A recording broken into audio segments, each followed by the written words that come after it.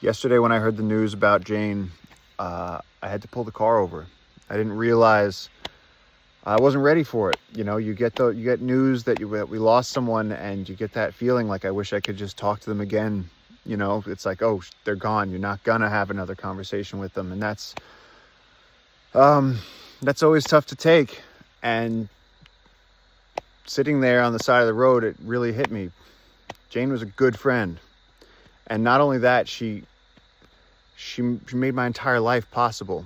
And right now, watching the outpouring of love and support for her that's the shot heard around the world, I just wanted to share that when I was 20 something years old, under 25, I was writing essays, these little essays, you know, how I saved an anteater in the Amazon, how me and my friend JJ looked for anacondas. And, you know, friends and family had been telling me that these were great stories, sure, but I didn't have any belief in it. And I went to a Jane Goodall talk where she probably met a few thousand people, and she must have been so tired. And I went up to her with my little manila envelope and I handed it to her and I said, Dr. Goodall, could you please read these chapters I'm writing about my work in the Amazon? I want to protect wildlife and be like you and all this stuff. And 48 hours later, maybe, she actually had her team reach out, and her team said, Dr. Goodall read the material. She thinks it's great and would be happy to endorse your book when you finally find a publisher. And if I'm being honest, I wouldn't have had the confidence to finish my book on my own. I thought I was just writing down stories.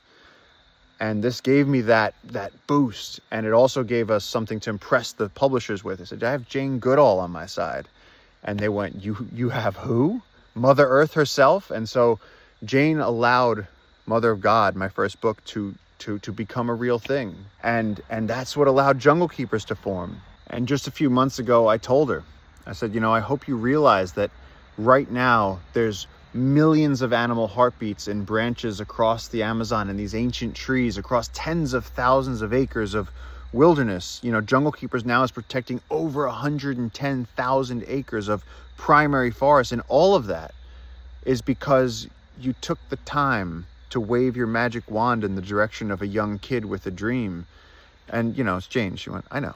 She knew what she was doing. She knew the power she had, and that's why she was on the road. That's why she gave a little bit of herself to everyone. And that's why I don't think we're ever going to see anyone quite like her. Her as a scientist, her redefining man the toolmaker, her what she did for women, what she did as a voice for animals, for the voiceless, and most importantly, in a time when everyone keeps screaming doom, her message was hope. Endlessly and doggedly spreading a message of hope, that there is still hope to protect ecosystems, that we can still get things on track, that being a good person is the way forward. And I think that that's her legacy. And I think that as we mourn the loss of literally the GOAT, the greatest of all time, our job and our responsibility is to make good on and continue the work that she started and fix these ecosystems and save these species and make a brighter future for our planet. Because if we even follow in her footsteps to the slightest degree, this world's going to be a much better place. Thank you, Jane.